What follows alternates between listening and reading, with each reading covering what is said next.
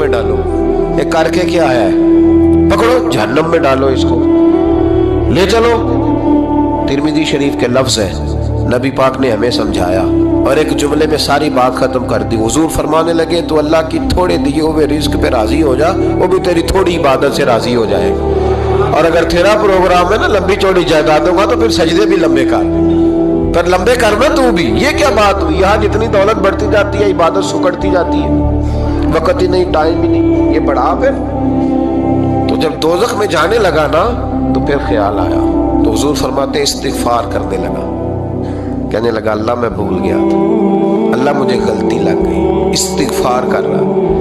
तो जब उसने इस्तिग़फ़ार किया तो रब करीम तो पहले ही बड़ा कबूल करने वाला है। या अल्लाह मैं भूल गया, तो फरमाया चलो जो इस्तिग़फ़ार करे उसे तो मैं वैसे ही माफ़ कर दिया करता हूँ, इसे बख्श दो, इसे मेरे फजल से जन्नत। नबी पाक सल्लल्लाहु तआला अलैहि वसल्लम ने 3 बातें